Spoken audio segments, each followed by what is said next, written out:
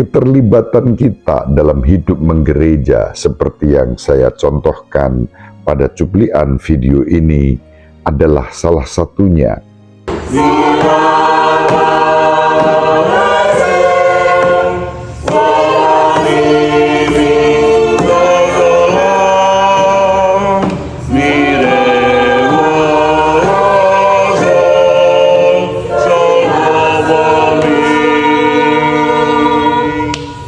Semangat umat yang mempersiapkan diri untuk memuliakan dan memuji Tuhan dalam tugas KOR di gereja, itu salah satu cara bagaimana membangun semangat dalam kebersamaan, kerukunan, belajar bersama. In nomine Patris et Filii et Spiritus Sancti. Dominus vobiscum.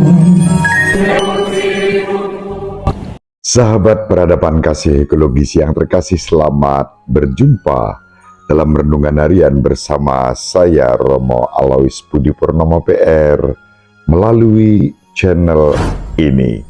Semoga panjenengan selalu sehat, tetap semangat tanpa sambat, selalu bahagia, kebahagiaan yang bersumber dari Tuhan Allah kita.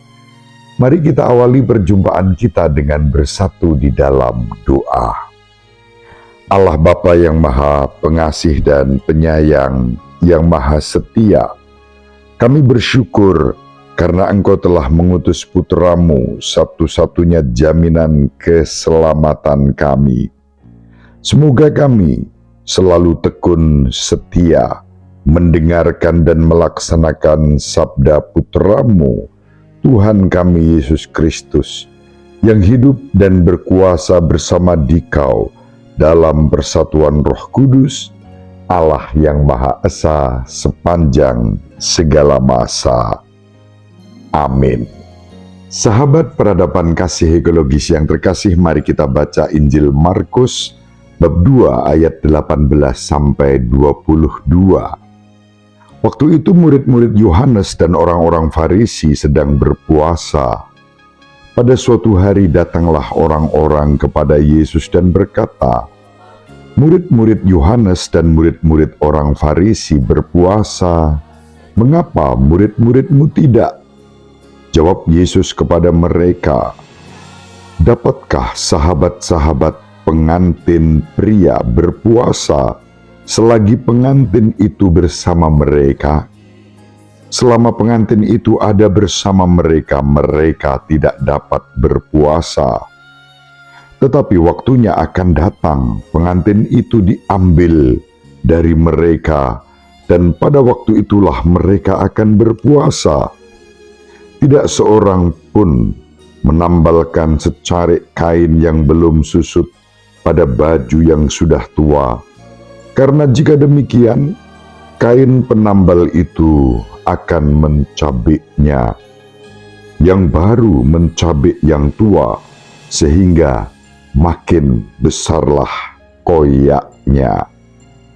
Demikian juga, tak seorang pun mengisikan anggur baru ke dalam kantong kulit yang sudah tua, karena jika demikian anggur tersebut akan mengoyakkan kantong itu, sehingga baik anggur maupun kantongnya akan terbuang.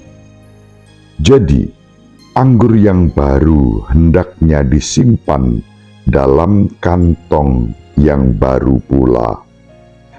Demikianlah sabda Tuhan. Terpujilah Kristus.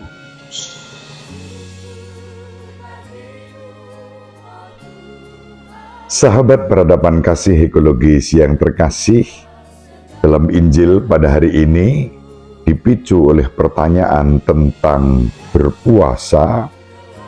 Yesus Kristus memberikan jawaban sekaligus ajaran kepada kita tentang cara hidup yang baru. Kita dipanggil untuk menjadi pribadi-pribadi yang lahir secara baru karena Allah yang mengasihi kita, karena Allah yang telah merengkuh kehidupan kita dalam Yesus.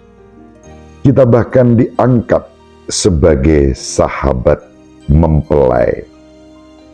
Sahabat peradaban kasih ekologis yang terkasih, Yesus sendiri bersabda, "Kamulah sahabat-sahabatku." Dan untuk menjadi sahabat Yesus, kita diundang untuk setia melaksanakan kehendak-Nya. Kehendak yang disampaikan kepada kita tertuang di dalam hukum yang terutama kasih kepada Allah dengan segenap jiwa, dengan segenap hati, dengan segenap akal budi dan seluruh tenaga kita.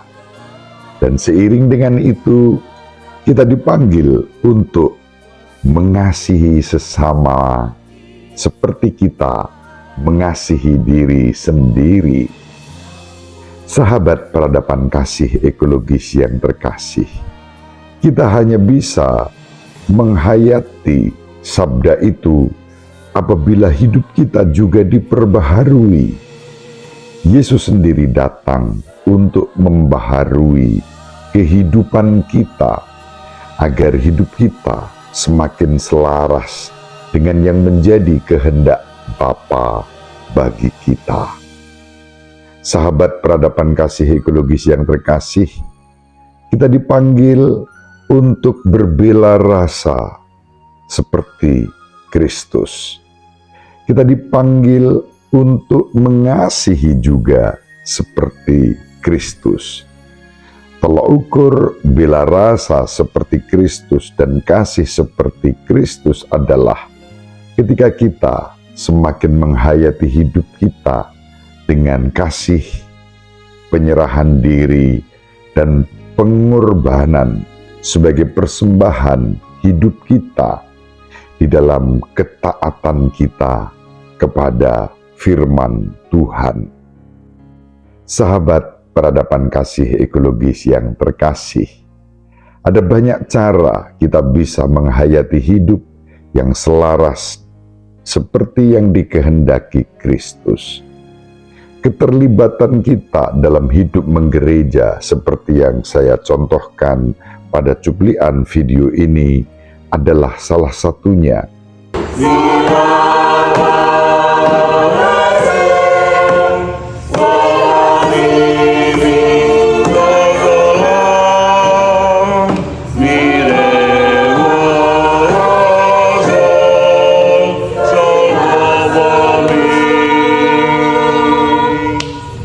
Semangat umat yang mempersiapkan diri untuk memuliakan dan memuji Tuhan dalam tugas KOR di gereja, itu salah satu cara bagaimana membangun semangat dalam kebersamaan, kerukunan, belajar bersama. Sukacita sebagaimana tampak dalam video ini juga menjadi ungkapan bagaimana kita dipanggil untuk berbagi seperti Kristus, berbela rasa seperti Kristus, sebagaimana tampak dalam wajah-wajah di cuplikan video ini. Mereka adalah pribadi-pribadi yang menjadi anggota bela rasa untuk kesehatan dan kematian, yang mau berbagi seperti Kristus, berbela rasa seperti Kristus dalam komunitas BKSY di Paroki Melati di Yogyakarta. Pada hari Minggu tanggal 14 Januari yang lalu, saya ditimbali untuk memotivasi dan menyemangati mereka agar semakin bertumbuh berkembang sebagai murid-murid Kristus, sebagai mempelai Kristus yang dengan cara hidup baru berbela rasa kepada kaum kecil, lemah, miskin, tersingkir, dan difabel. Semangat mereka luar biasa. Dan ini bagi saya menjadi contoh bagaimana menghayati cara hidup yang baru di dalam Kristus. Sahabat peradaban kasih ekologis yang terkasih, dengan cara kita masing-masing yang baik, kita dapat menghayati kehendak Tuhan di dalam kehidupan kita sehari-hari. Cara hidup yang baru, menyiapkan kantong yang baru untuk anggur yang baru di dalam Kristus. Ibu Maria selalu mendoakan kita, Bapak Yusuf merestui kita dengan keheningannya.